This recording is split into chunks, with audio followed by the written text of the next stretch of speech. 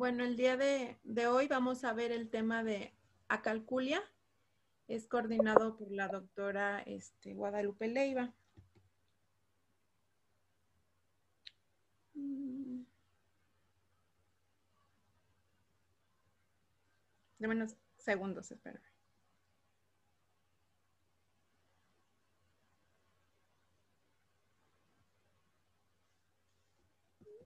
Es que no me aparece para avanzar. Diapositiva.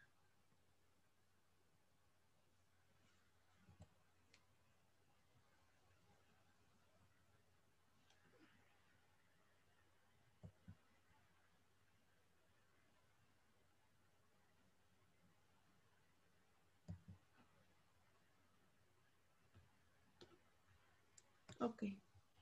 Bueno, el día de hoy, como les comentaba, vamos a ver la clase de acalculia. Primero vamos a ver qué significa la acalculia.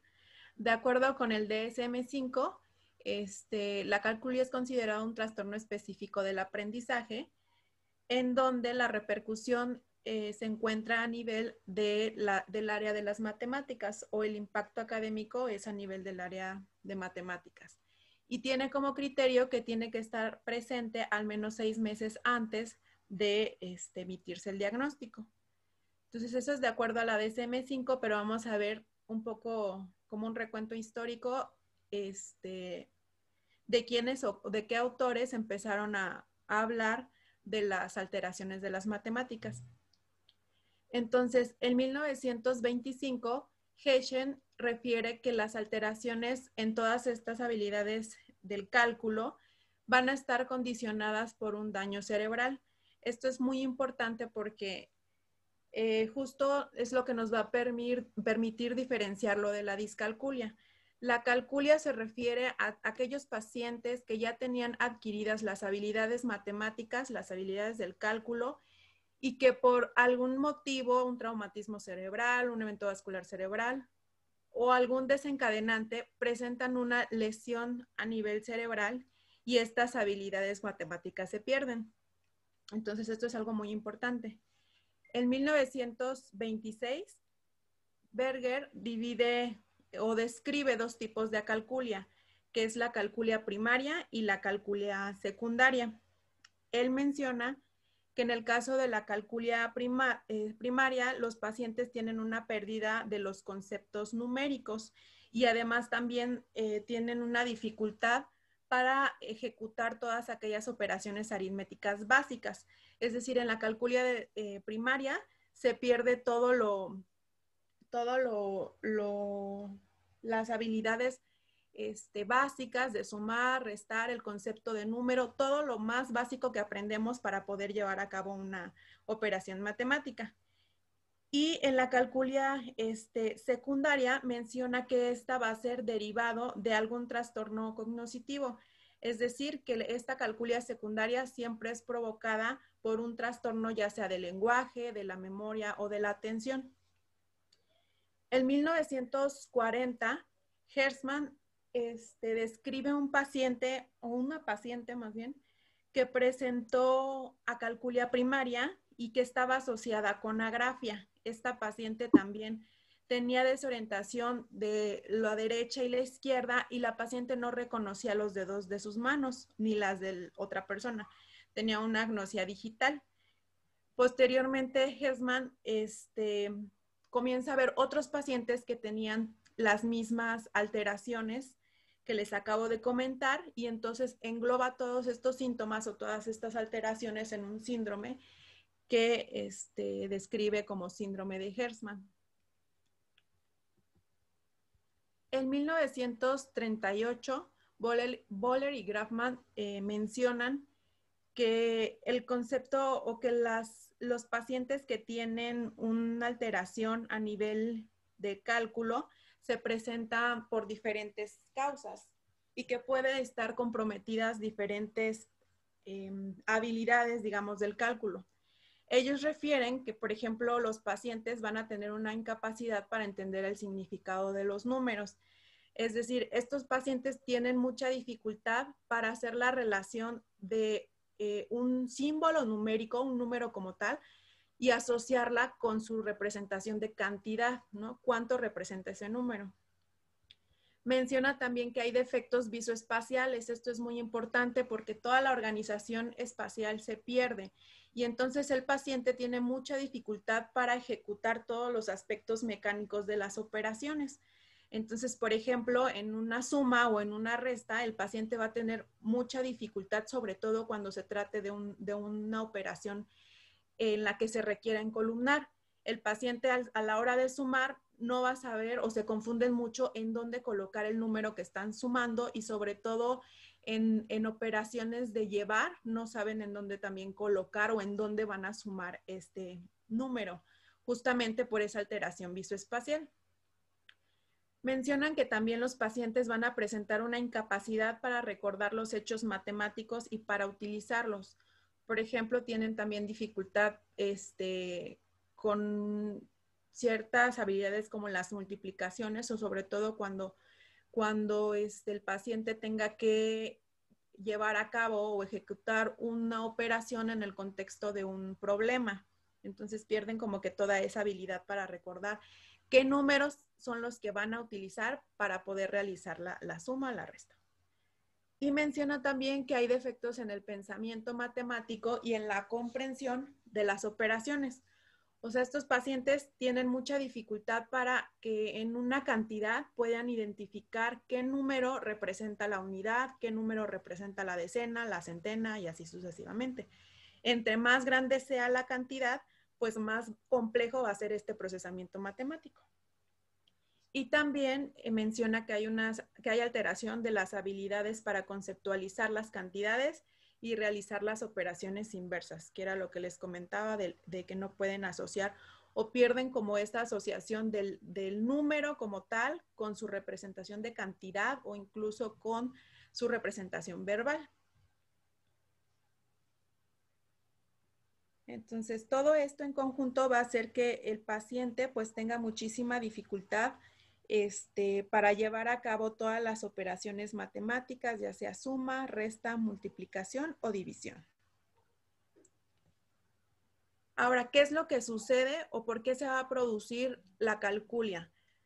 Pues ya les comentaba que tiene que ver como antecedente, pues daño cerebral, ¿no? O sea, es un paciente que ya tenía adquiridas las habilidades matemáticas, pero por algún evento que provoque tal vez una hemorragia, un proceso de isquemia, un traumatismo, cualquier evento que provoque una lesión a nivel cerebral, va a provocar que se vean limitadas o que se pierdan estas habilidades del cálculo.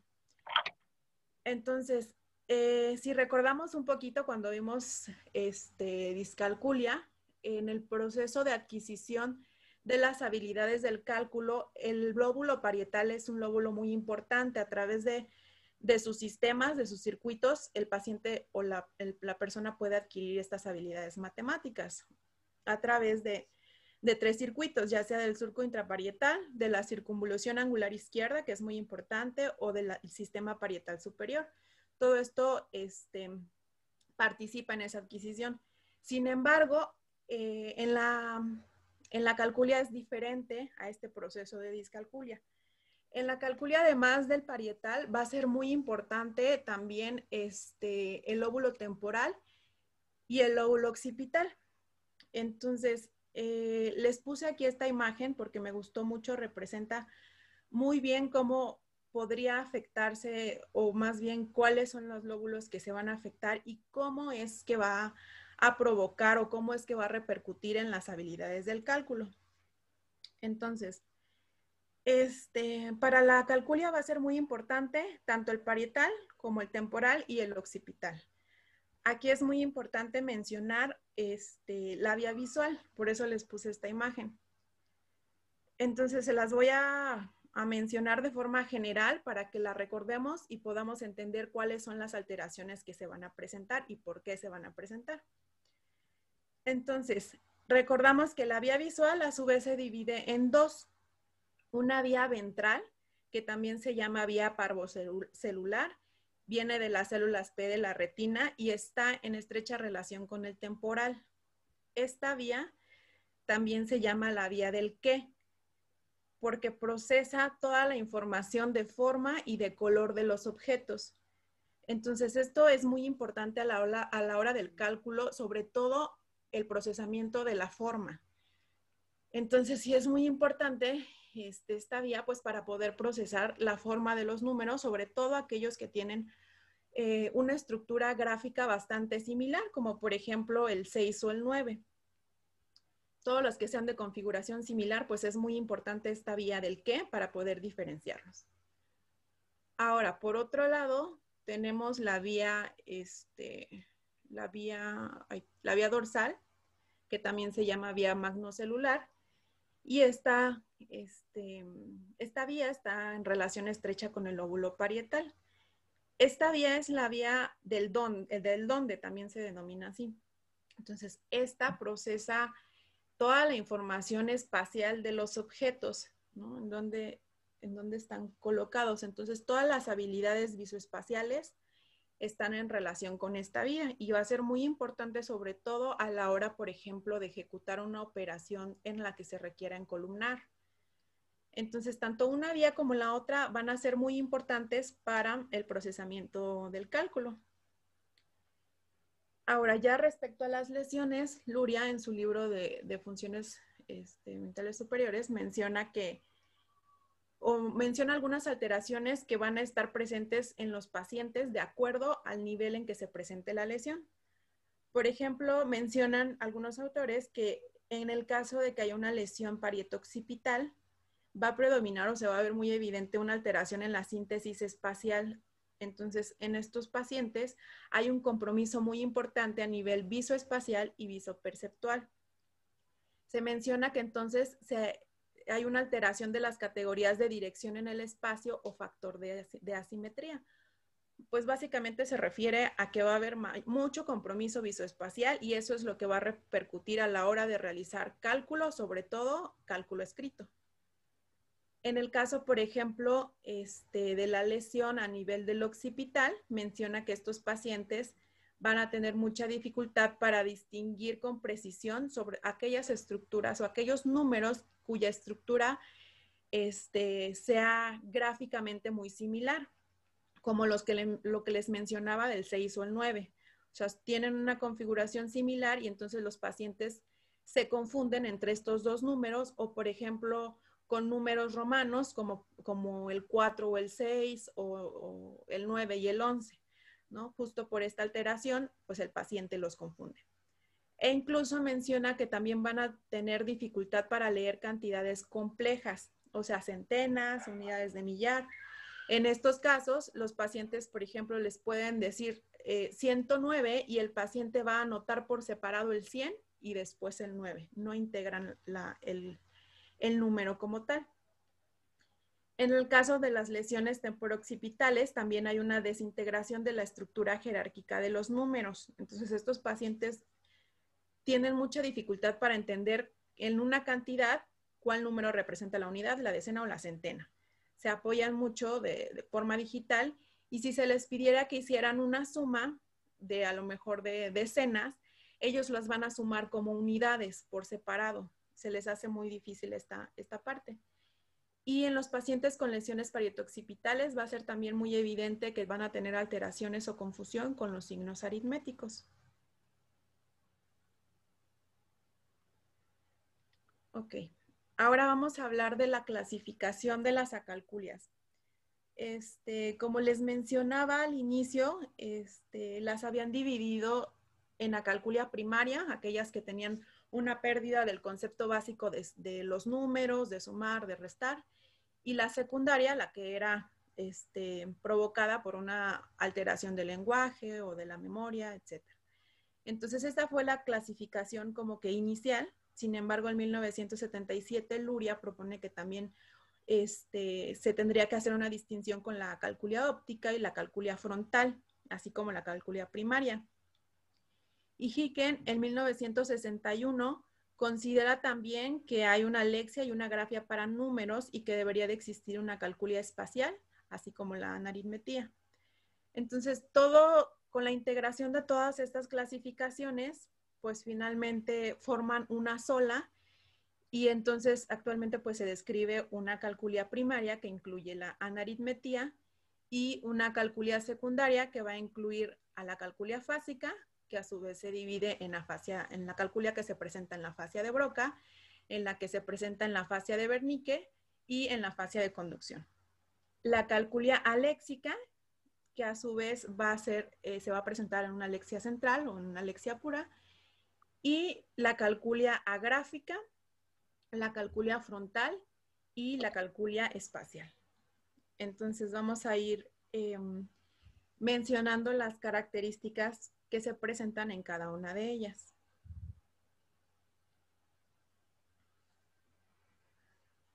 Ok, entonces en la calculia primaria, la que incluye la anaritmetía, esta se va a caracterizar porque el paciente pierde los conceptos numéricos, o sea, lo más básico, tiene una dificultad para reconocer o para identificar el número y lo que representa con su cantidad. No logran entender la cantidad que representa.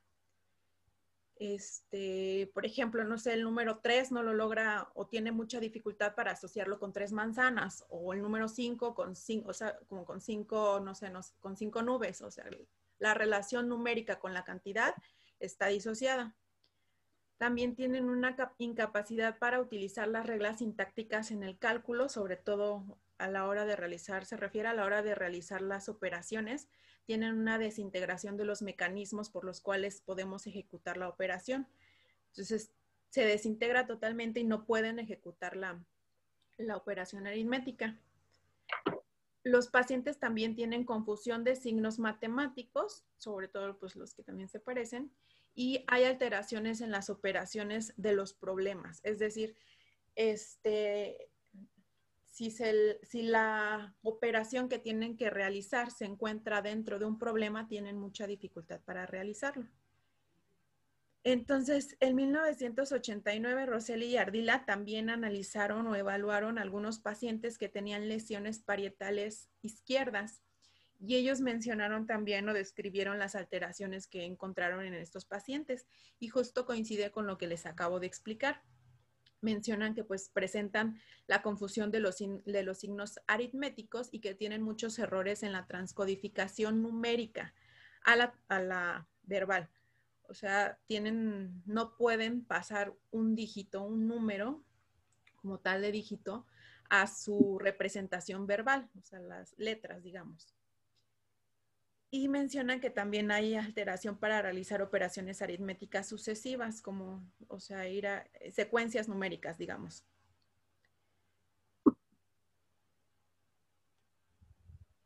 Okay. Ahora, pasamos a las acalculias secundarias. Las primeras que les comentaba eran la calculia fásica, que a su vez pues se va a presentar ya sea en una fascia de Broca, en una de Wernicke o en una de conducción.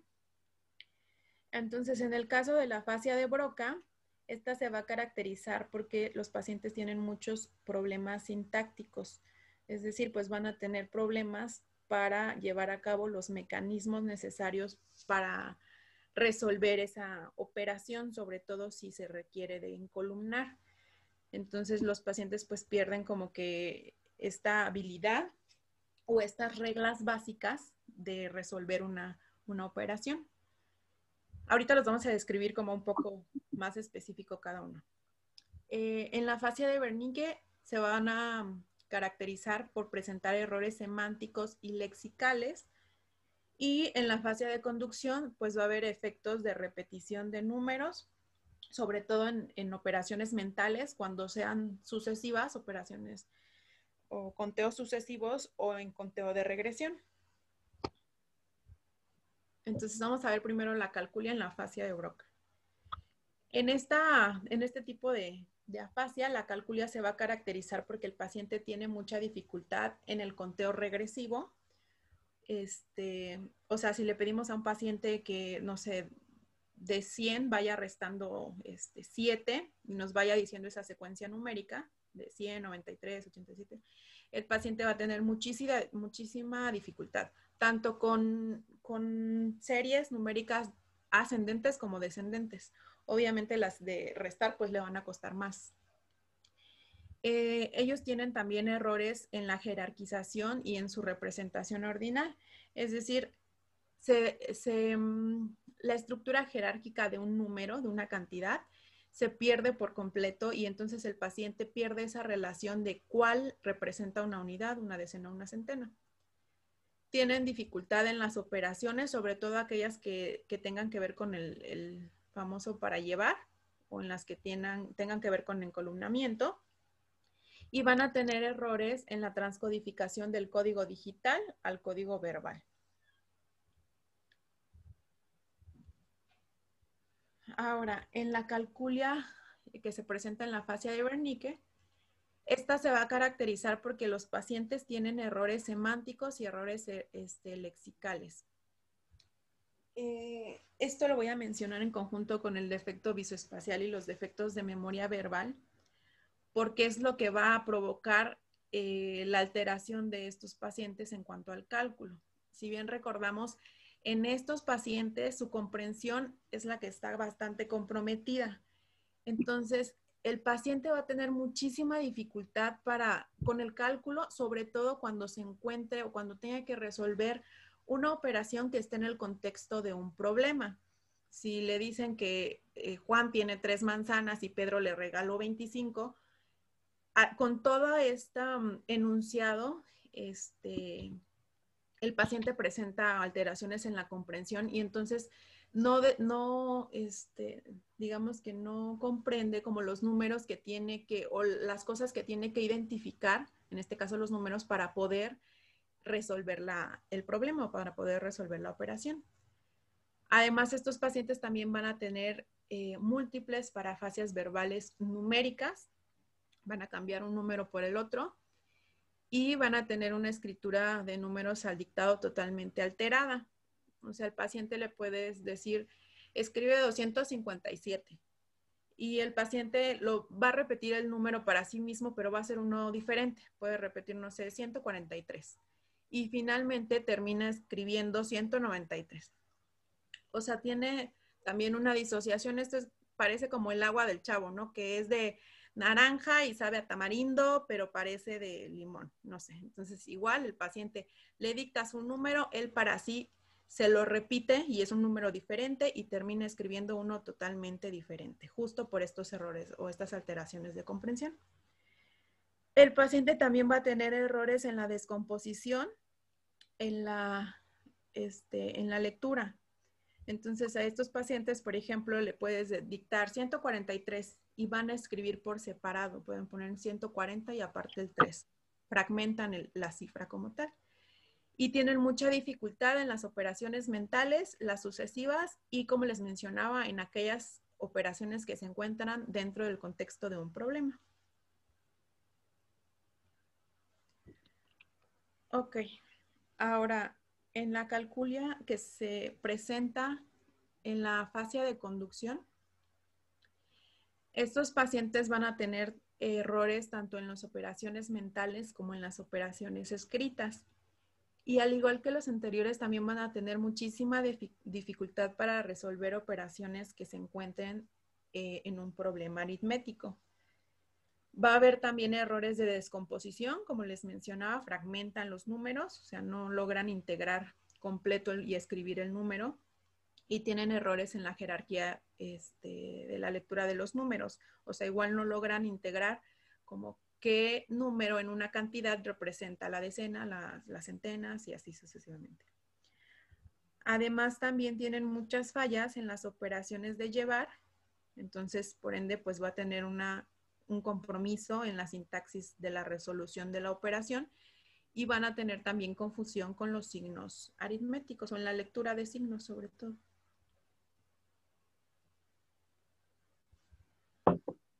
Okay.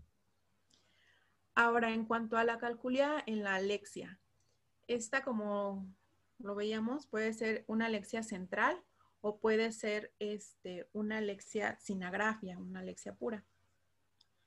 Entonces, en el caso de la alexia central, el paciente va a tener incapacidad para leer los números, se le va a hacer muy difícil leer los números. no van a distinguir como tal los símbolos, tienen mucha dificultad en la transcodificación de un dígito a la parte verbal, ¿no? A las letras que representan ese número. Tienen también imposibilidad para hacer operaciones escritas, y estos pacientes normalmente tienen una lesión en la circunvolución angular izquierda, que les mencionaba hace rato, es muy importante para el cálculo. Además, también van a tener alexia para los signos aritméticos, o sea, tienen mucha dificultad para interpretar el signo aritmético que está en la operación que deben de resolver.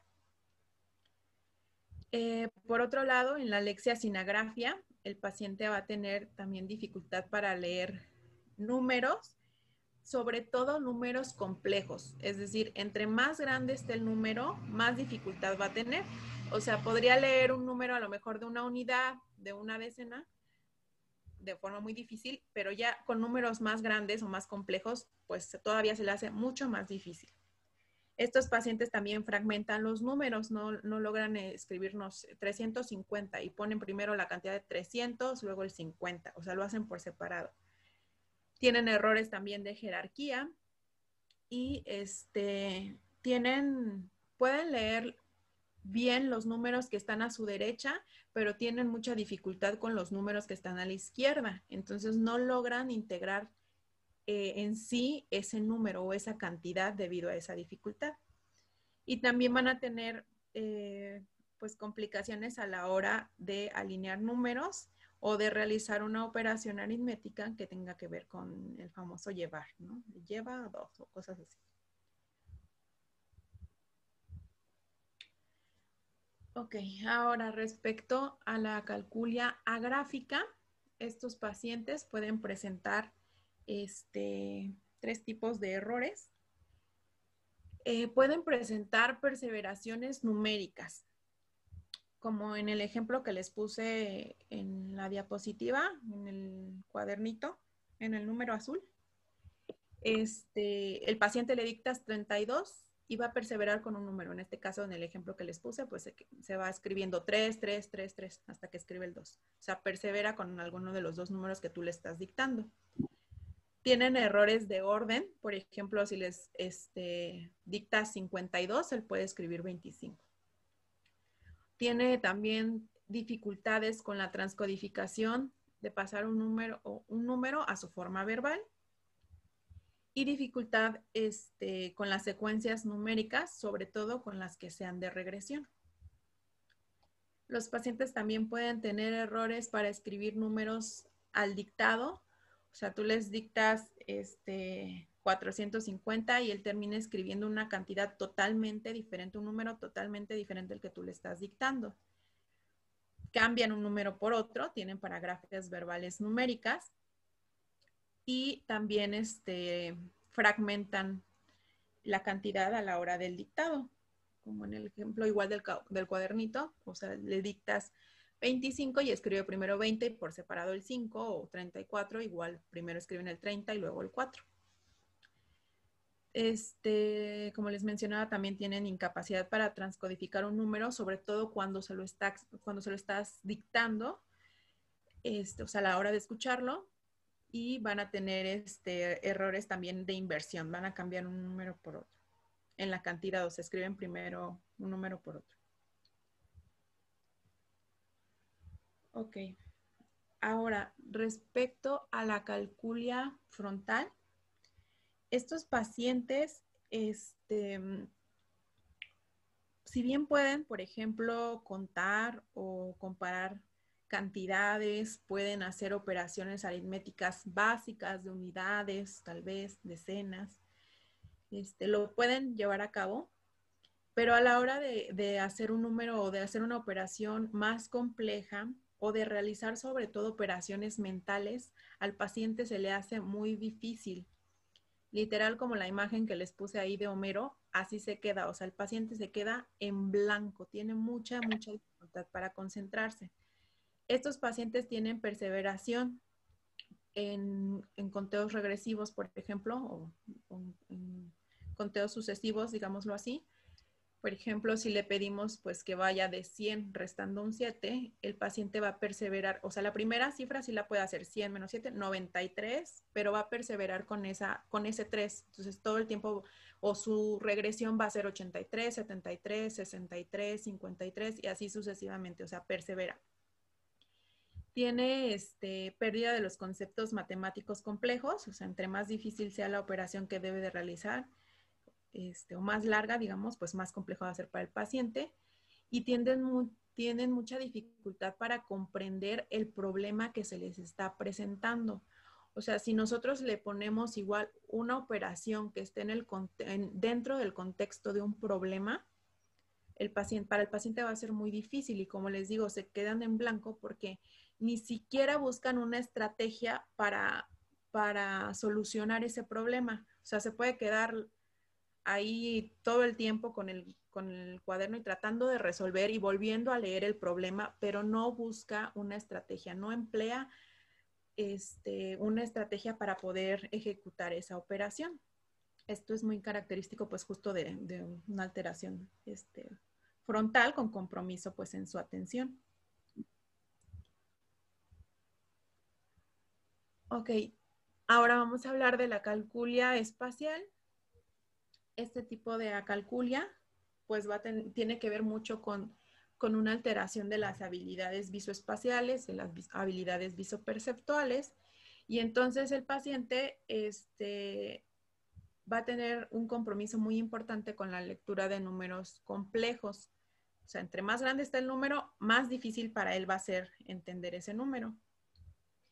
Como igual les puse aquí en la hojita un ejemplo, en la diapositiva donde está la imagen con el lápiz.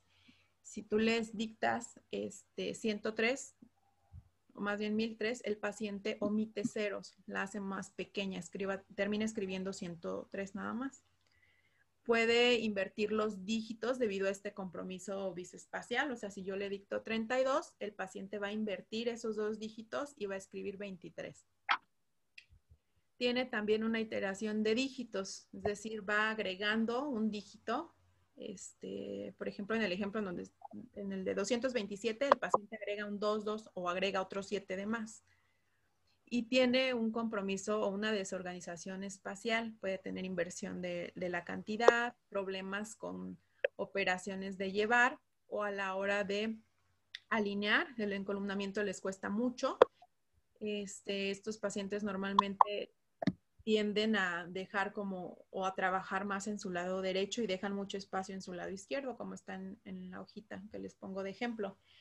Y algo muy importante en estos pacientes es que el cálculo mental está conservado, eso lo pueden hacer bien. Entonces aquí les puse un ejemplo como que para que esté más claro, ¿no? Son los pacientes que tienen una desorganización en el espacio gráfico. Y entonces en estos pacientes, ellos no pueden mantener la dirección. Cuando están escribiendo un número, en vez de seguir el renglón y de hacerlo de forma horizontal, van como que de bajadita, como les puse en ese ejemplo donde dice 328. O sea, cada vez que escriben el número que sigue, lo van haciendo más abajo, lo van escribiendo de bajadita sin respetar el renglón. Estos pacientes también tienden a escribir en espacios de la hoja que ya usaron, como el número que les estoy poniendo ahí en donde está la punta del lápiz. O sea, ya llegaron, digamos, al límite de la hoja, al margen, y son los típicos pacientes que terminan, aunque sea escribiendo un poco más chiquito, pero que terminan de escribir ahí el número, aunque esté amontonado. Entonces, estos pacientes tienden a recargarse o a escribir más hacia su lado derecho y a dejar como espacios más grandes en su lado izquierdo. Cada vez que escriben en el renglón siguiente, se van recorriendo más hacia la derecha y entonces hacen un fenómeno de cascada. Por eso les marqué como la línea que está en diagonal.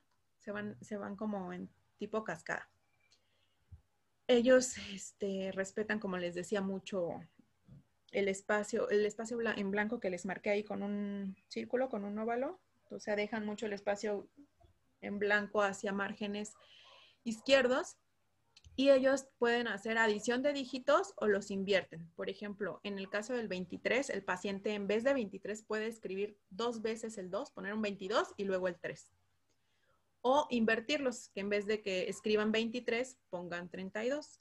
Entonces, en estos pacientes, su compromiso visoespacial es muy importante y hay una completa desorganización del espacio gráfico que están utilizando. Ok, ahora respecto al diagnóstico, aquí les puse en la diapositiva algunos parámetros que se han propuesto como evaluar en todos los pacientes que tengan alteraciones del cálculo. Hay varias pruebas que existen para evaluar los trastornos del aprendizaje y cada prueba pues tiene su rubro de evaluación del cálculo o de las habilidades matemáticas. Todas las pruebas no tienen todo esto que está aquí, normalmente pues es como, o sea, como que toman, cada prueba tiene parámetros, digamos, o toma algunos de estos ejemplos que les estoy poniendo para poder evaluar el cálculo. No es necesario, o sea, que esté evaluado todo lo que está en la diapositiva. Por ejemplo, no sé, en la ENI, si nos acordamos, pues tiene una parte en donde evalúa las habilidades del cálculo y no está específicamente como todo esto, sino lo que es necesario evaluar para poder, o más bien realizar para poder evaluar al paciente. O en las pruebas, hay un manual, la evaluación de Boneta, de la doctora Yáñez, que también tiene su rubro para evaluar las habilidades del cálculo. O sea, cada prueba tiene como que esta parte del cálculo. Entonces, básicamente, pues se tiene que evaluar el conteo de los objetos, contar en regresión o en progresión. Se tiene que evaluar si el paciente puede estimar o no la cardinalidad, la forma arábica del número, o sea, si lo pueden leer o no, tanto números arábicos como números romanos, si lo pueden escribir, esto es muy importante, si el paciente puede transcodificar o pasar ese número a su forma verbal o viceversa, si logra hacer la lectura o la escritura de signos aritméticos, si hay o no conservación de los automatismos como las tablas de multiplicar, llevar a cabo o completar, por ejemplo, una operación aritmética en la que falte algún número o en la que falte algún signo. También es muy importante la comparación de magnitudes. Esto también en el servicio lo hemos hecho algunas veces. Las operaciones aritméticas sucesivas, tanto de suma de resta, el cálculo mental, que también es muy importante, el cálculo escrito, si el paciente puede o no alinear en columnas, la evaluación incluso de fracciones, si puede hacer comparación de fracciones, suma, resta, la repetición de dígitos en un orden directo o inverso, estimación del tiempo, de cantidades, de magnitudes, o sea, es toda una serie de parámetros en los que nos podemos apoyar para evaluar al niño e incluso nos podrían orientar como en no es como de un diagnóstico topográfico, pero sí nos podría orientar sobre qué zona de forma burda pues está alterada a nivel cerebral. Ok.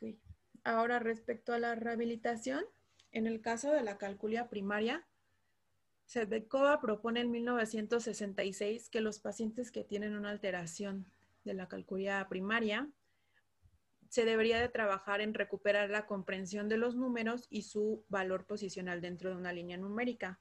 O sea, básicamente, pues volver a empezar con estos pacientes a volver a adquirir el concepto de un número, que es su asociación con la cantidad, su asociación con su forma verbal, todo, digamos, todo lo básico, ¿no? Incluso como las reglas básicas de sintaxis para resolver una operación, ¿no? Que no confunda o sea, de derecha a izquierda o de izquierda a derecha.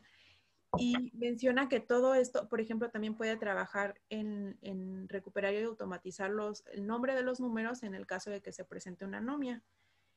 Y menciona que es muy importante realizar la rehabilitación del cálculo una vez que se haya rehabilitado las habilidades lingüísticas, tanto de la parte expresiva como de la comprensión, para que también el paciente tenga pues una mejoría,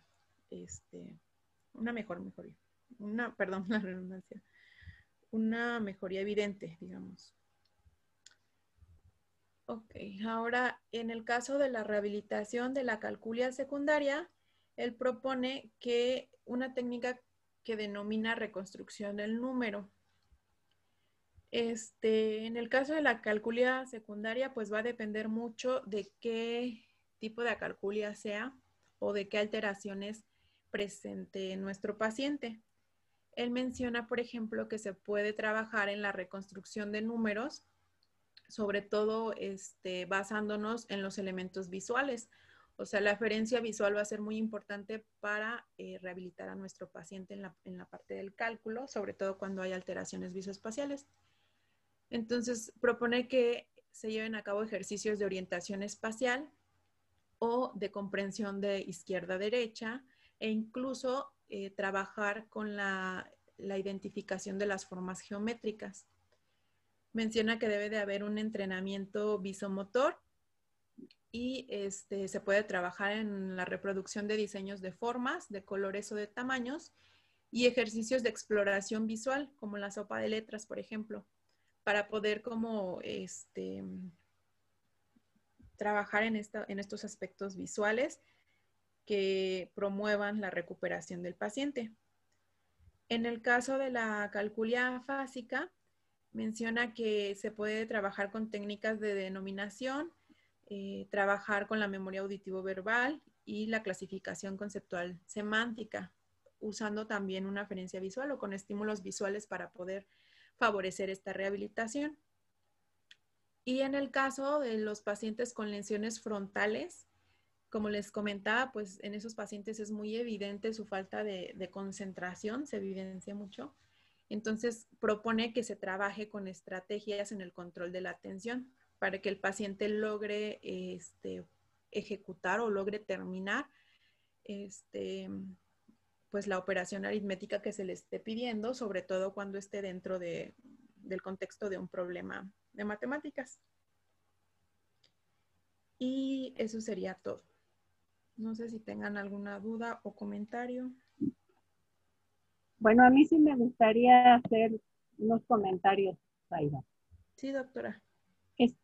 No debemos de olvidar que el tema, Zaira, era la calculia, o sea, la afección del cálculo en el paciente adulto. Me parece que cuando me enviaste el resumen, yo te comenté que no era la mejor alternativa, o sea, como correlacionar con la discalculia, porque son dos procesos totalmente diferentes en quien está en vías de adquirir esta función cálculo y en aquel que la adquirió y por algún compromiso en el sistema nervioso, pues se perdió, se afectó esta función. Entonces, es necesario que reconsideren esa parte. Dentro de lo que son las acalculias afásicas, generalmente, si ustedes leen a otros autores, hacen mención como que solamente hay ese trastorno en la fascia de Wernicke, en la fascia de Broca y en la fascia de conducción. Pero eso no es cierto. En los otros tipos de afasia, en los otros 4 tipos de afasia, es posible que podamos encontrar algún trastorno en el cálculo. No igual en todas, porque recordemos que los mecanismos implicados en cuanto al lenguaje, pues muchos tendrán que ver justo con la adquisición de esta función, que es igual de compleja que el lenguaje o quizás más compleja que el lenguaje. Entonces, en cualquier afasia se puede presentar. Quizás en la que no haya esa alteración es en la fascia amnésica. Se recordarán que ahí la falla primordial es que olvidan el nombre de las palabras, pero en general todas las demás funciones se encuentran preservadas. Pero en los otros 6 tipos es posible que se pueda ver afectado esta función. En cuanto a la evaluación, todo eso que les presentó su compañera está más enfocado a la evaluación en los niñitos con el problema del aprendizaje. Si ustedes se revisan no solo el esquema de Ardila-Ostrowski, si se ponen a leer el Boston o el Barcelona o el Western o cualquier evaluación neuropsicológica para adultos, todas estas evaluaciones o todos estos ítems que nos comentó Zaida, puede ser que alguno u otro esté presente. Por ejemplo, en el esquema de Ardila hay lectura de números arábigos de 1 hasta 4 cifras, lectura de números romanos, escritura igual de unidades, decenas, centenas y millares, operaciones aritméticas, el que el sujeto tenga el concepto de mayor menor, y en algunas otras evaluaciones se agregan problemas aritméticos, por ejemplo. No omito las operaciones aritméticas, suma, resta, multiplicación de 1, de 2 y de 3 dígitos. Varían un poco en cuanto al número, a la cantidad, a otro tipo de ítem que se puedan aplicar en las diferentes evaluaciones, pero considero que les explicó muy bien los mecanismos en cuanto a esta diapositiva donde está el cerebro y las vías que están implicadas para esa adquisición del cálculo. Dijo bien ella, me gustó esta diapositiva, es bastante ilustrativa y obviamente nos orienta y nos indica muy bien pues esas vías que ella nos transmitió ahorita que nos explicó en la clase. ¿Tendrán alguna duda? ¿Alguien quiere agregar, comentar algo al respecto?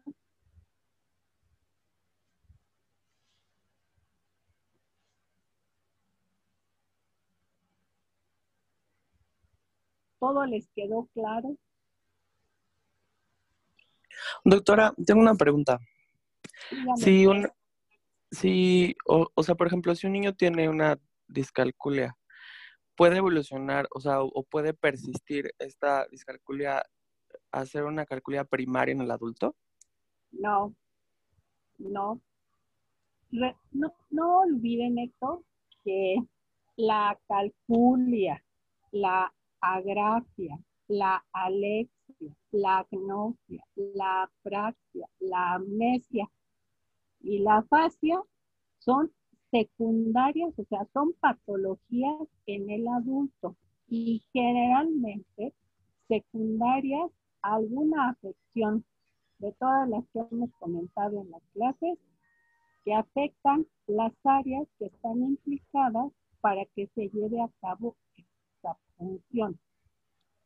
Pareciera como a lo mejor te parece un tanto cuanto confuso, pero en todos esos niñitos que vemos con el problema del aprendizaje, no lo sé si tuvieron la oportunidad el año pasado, que hay muchos niñitos que tienen más compromiso en la escritura, en la lectura, que en el cálculo.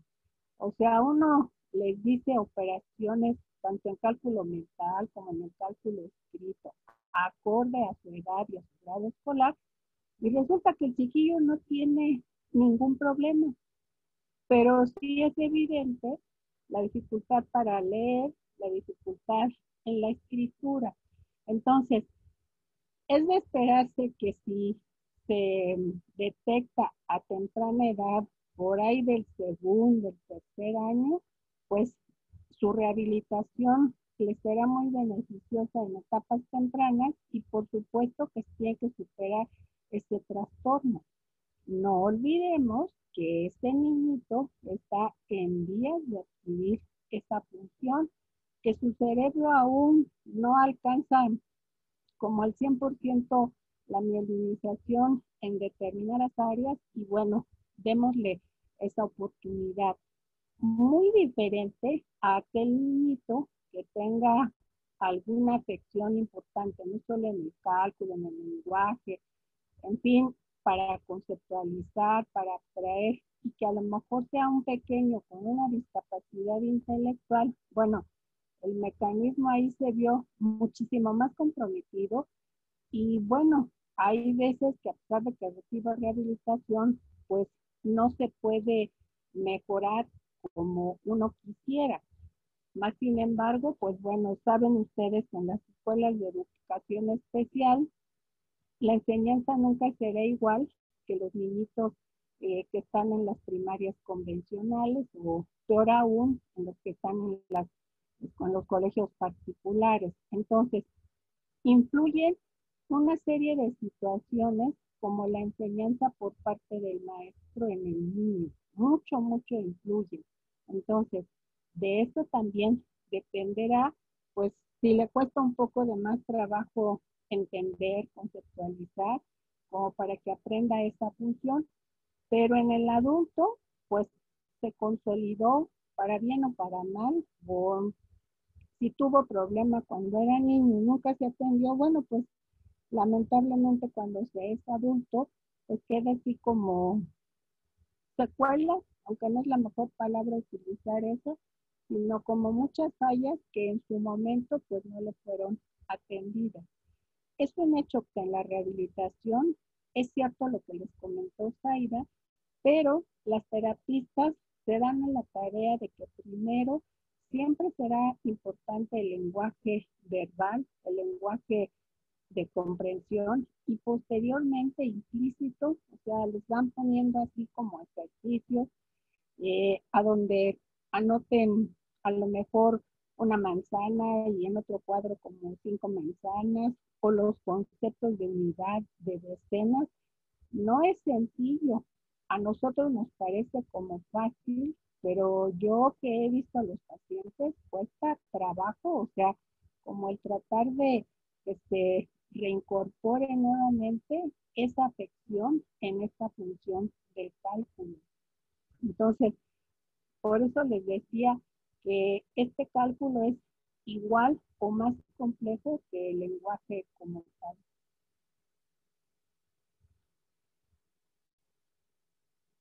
¿Te quedó claro eso?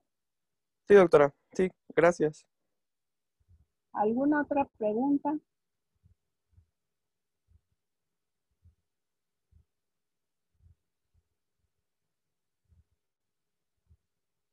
Bueno, qué bueno que les haya quedado claro. Eh, qué bueno que están grabando. Muchas gracias, Marco, por ese trabajo y esa talacha de grabarlas y luego enviarlas. Pero estoy segura que les servirá eh, para cuando reiniciemos a ver nuevamente a los pacientes. Yo creo que todos tienen que tener así como sus archivos de esas clases, igual el próximo año ya puede hacer esta situación y verán que es fácil repasarlas, más aparte todos los resúmenes que han hecho y que cada uno se preocupa porque sea de muy buena calidad y se dan la tarea de buscar con buena bibliografía. Eso me ha gustado mucho, que se preocupen en esa parte. Y yo creo que es muy bueno porque pues cada vez aprenderán más y más. Y si ya no hay ninguna pregunta, que tengan buena noche, que descansen. Los que nos veamos mañana nos veremos y los que no, hasta pasado mañana.